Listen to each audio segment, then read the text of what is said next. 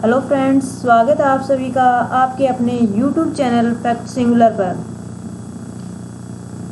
इससे पहले मैं बता दूं कि अगर आप नवोदय की तैयारी कर रहे हैं तो इसके लिए आपको यूट्यूब चैनल फैक्ट सिंगुलर पर नवोदय का संपूर्ण कोर्स निःशुल्क उपलब्ध करवाया जा रहा है। तो इन क्लासेज को अपने अधिकतम मित्रों तक शेयर जरूर करें।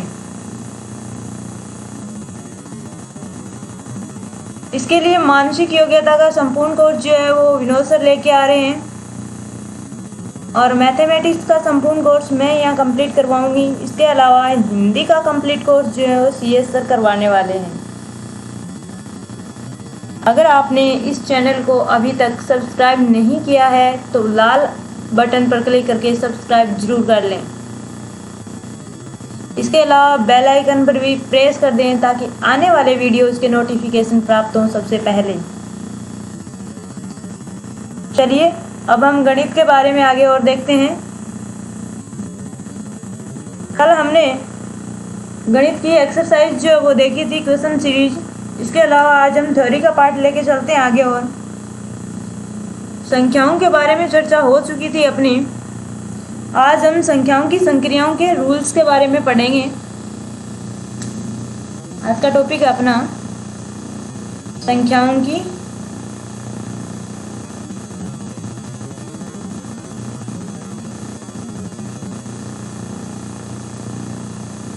संक्रियाओं के नियम।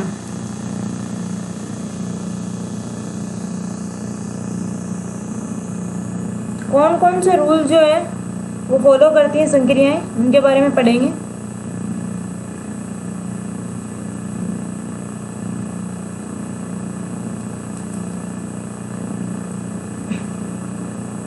पहला रूल है अपना क्रम विनिमयता का नियम।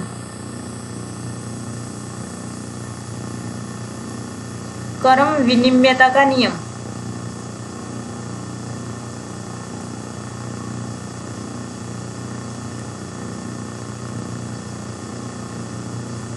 क्रम विनिमयता का नियम क्या होता है, जिसे हम इंग्लिश में कम्यूटेटिव बोलते हैं। कम्यूटेटिव ला।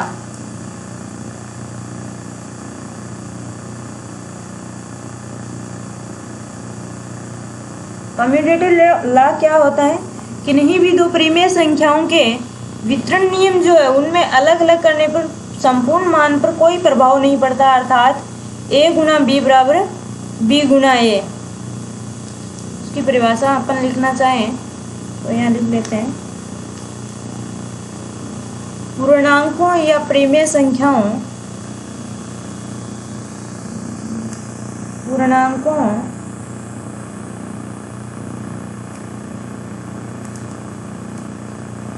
परिमेय संख्याओं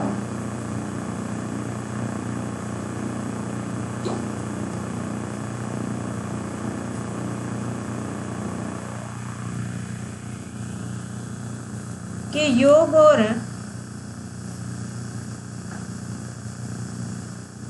गुणा। ये संक्रिया दो पे लागू होगी, योग और गुणा पे।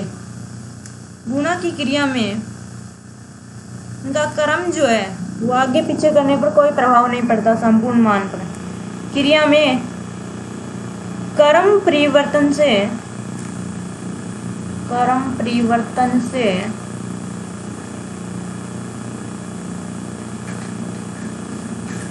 कंप्लीट मान जो है वो नहीं बदलता, यानी परिणाम नहीं बदलता।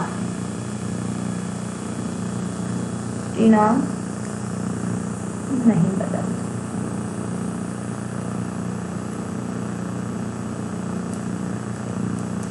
दो नाम आए इसमें, एक आया योग और एक आया गुणा। एग्जाम्पल लेके अपन देखें। A एंड B ले लिया मैंने, कोई भी संक्रिया जैसे A प्लस B बराबर B प्लस A। ये तो किस में जाएगा, यहाँ योग की क्रम विनिमयता का नियम किस में ऐड होगा, ये योग की क्रम विनिमयता का नियम। इसके अलावा गुणन की क्रम विनिमयता भी होती है। योग में आगे पीछे करने पर कोई प्रभाव नहीं पड़ेगा। इसके अलावा संख्या का एग्जाम्पल देखें अपन इसी योग क्रम विनिमयता में। जैसे कोई संख्या ले लेते हैं अपन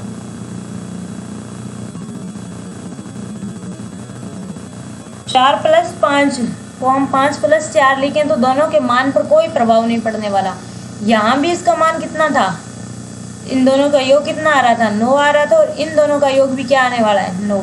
अर्थात कंप्लीट जो वैल्यू है उस पर कोई प्रभाव नहीं पड़ेगा। यही हमने पढ़ा है कि क्रम विनिमय नियम में कंप्लीट वैल्यू पर कोई प्रभाव नहीं पड़ता। इसी का दूसरा पार्ट है वो है गुणन क्रम विनिमयता। योग क्रम विनिमयता के बाद आता है गुणन क्रम विनिमयता।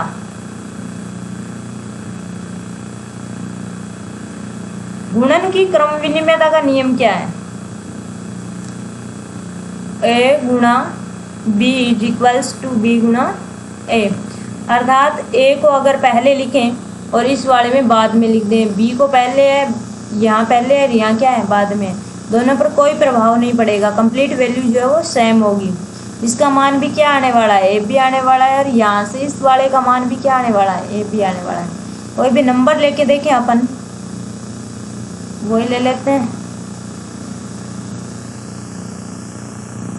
जहाँ A की वैल्यू क्या है 5 और B की वैल्यू क्या है 4 है, तो A गुणा B बराबर B। B की वैल्यू 4 है और A की वैल्यू कितनी है 5।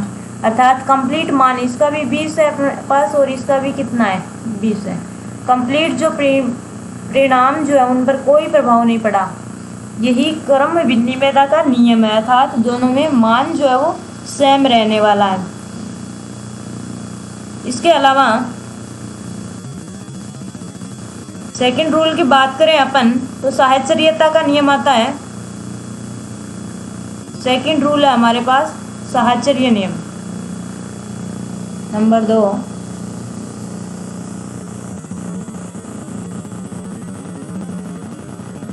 साहचर्य नियम।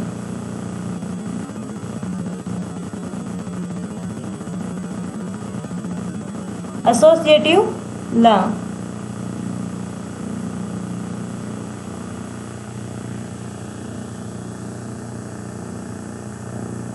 एसोसिएटिव लॉ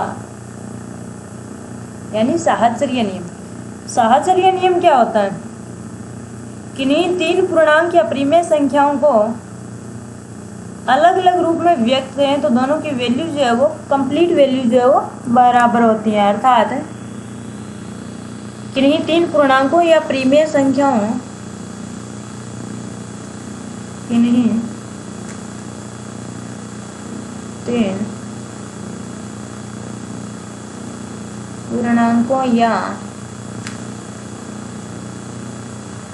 परिमेय संख्याओं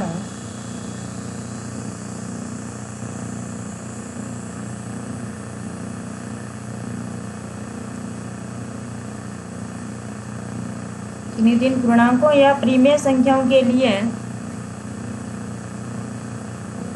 यह नियम लागू होता है। जैसे एग्जाम्पल्स के तौर पे देखें, ये रूल होता है A + B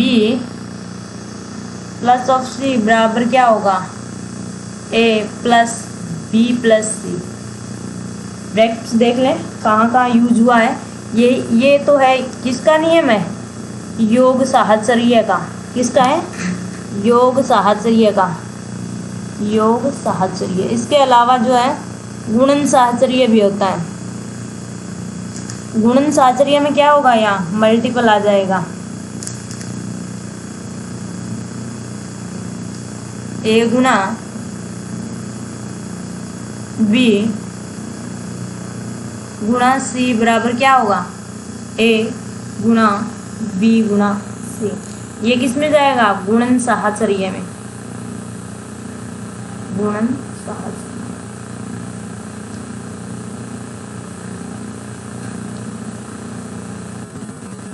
एग्जाम्पल्स देखें अपन, योग साहचर्य के देख लेते हैं पहले। योग साहचर्य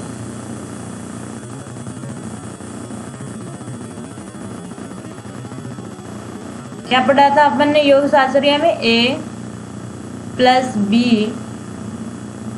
+ C बराबर क्या पढ़ा, A + B + C।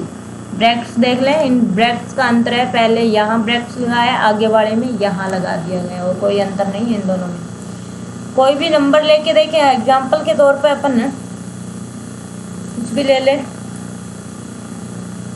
5 + 3 + 4 बराबर क्या होगा, 5 + 3 + 4।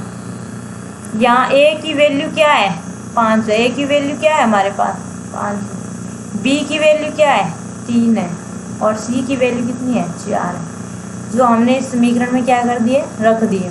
चलिए देखते हैं इस यहाँ से इसका मान क्या आने वाला है। पहले डिब्बे को हल करें, 5 और 3 कितने बन गए, यहाँ से बताइए मुझे कितने हो गए, 5 और 3 कितने हो गए, 8 हो गए जी, प्लस कितना है, 4। आगे वाले को भी देख लेते हैं, 5 + 4 और 3 कितने बन गए, दोनों को जोड़िए, कमेंट बॉक्स में बताएं कितने बन गए, 7 बन गए। 8 और 4 कितने हो गए, 12, और 5 और 7 कितने हो गए, 12। दोनों की वैल्यू जो है, कुल परिणाम जो है वो क्या है, दोनों का बराबर आया है। इसलिए योग शास्त्रीय नियम जो है इसमें a + b + c बराबर a + b + c होता है। ठीक है, इसके अलावा इसका सेकंड पार्ट है गुणन साहचर्य, उसके बारे में और देख लेते हैं अपन, गुणन साहचर्य क्या होता है, इसी का सेकंड पार्ट है गुणन साहचर्य।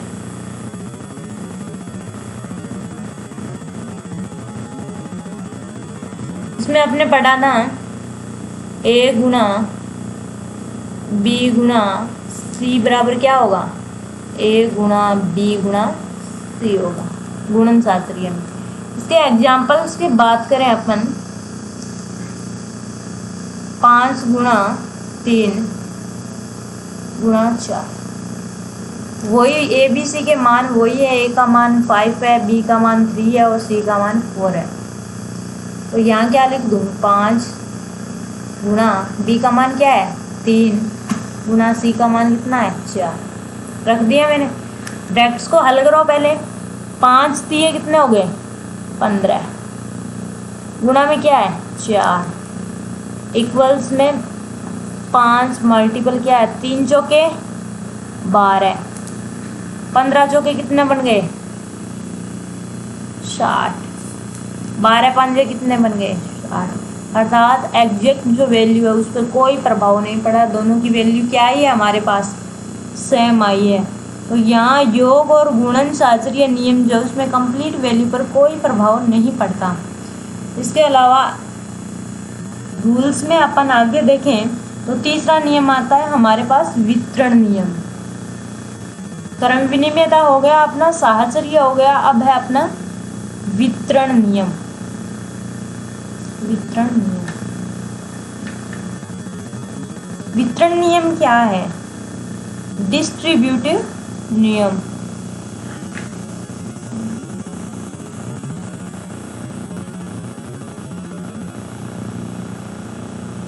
डिस्ट्रीब्यूटिव यानी लॉ। डिस्ट्रीब्यूटिव लॉ क्या होता है,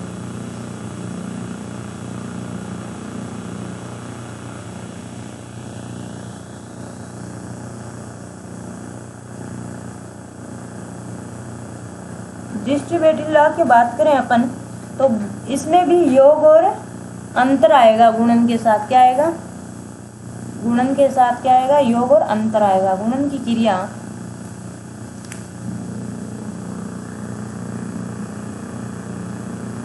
गुणन की क्रिया योग और अंतर के साथ होगी, योग और अंतर पर वितरित होती है। योग और यानी गुणा पर नहीं होती, अंतर पर वितरित होती है।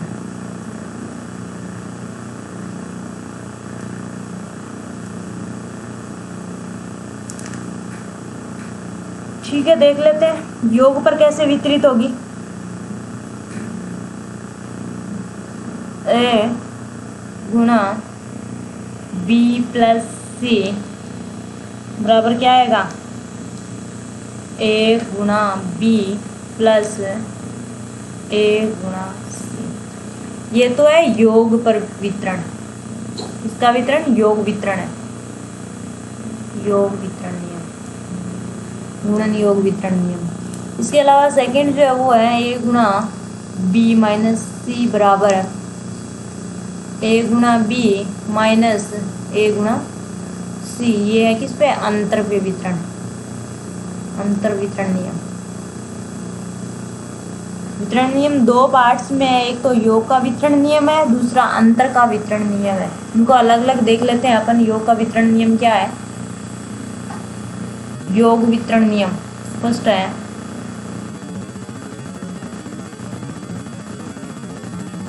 योग वितरण नियम।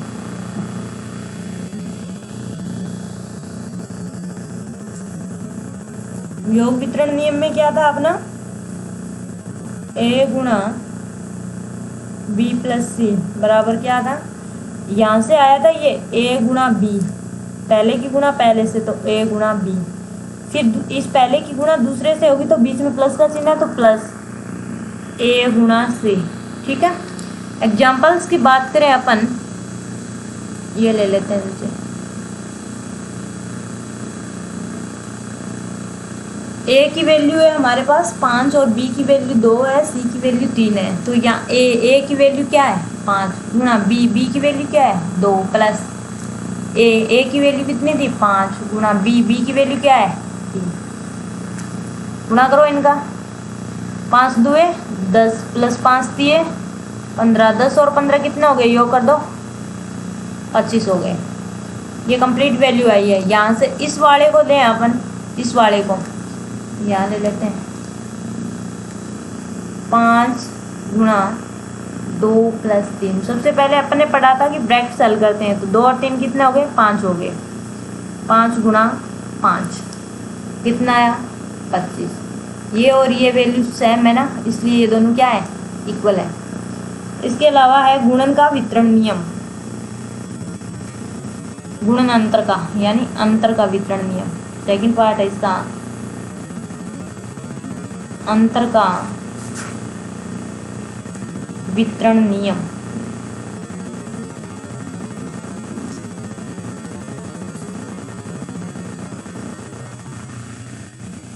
अंतर का वितरण नियम क्या था, ए गुणा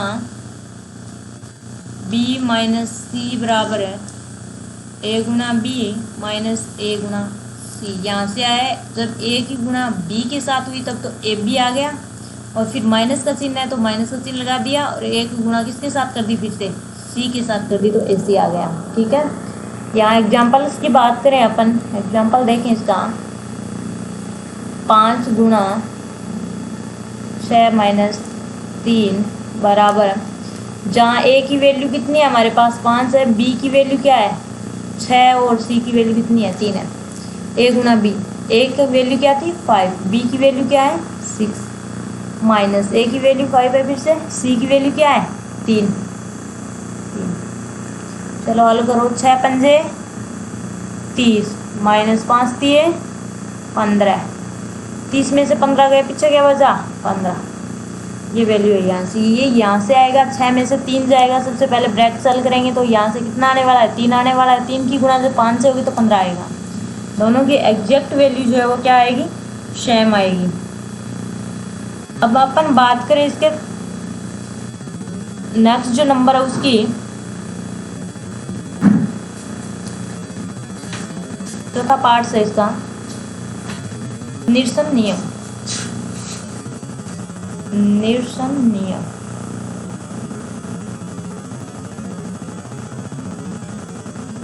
अर्थात कैंसिलेशन लॉ।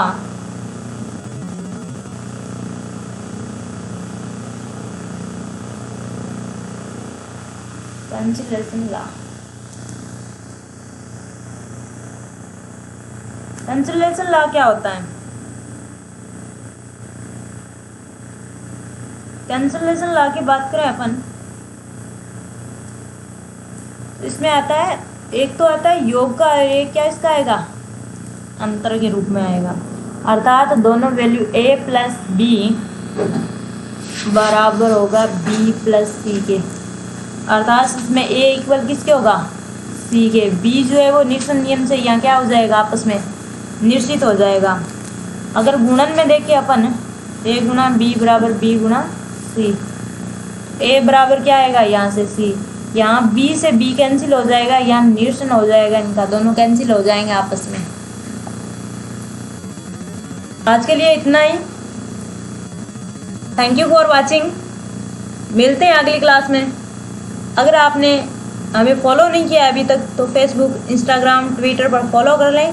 इसके अलावा ये क्लासेस जो हैं अपने अधिकतम मित्रों तक शेयर ज़रूर करें ताकि ज़्यादा से ज़्यादा स्टूडेंट्स इसका फ़ायदा ले सकें।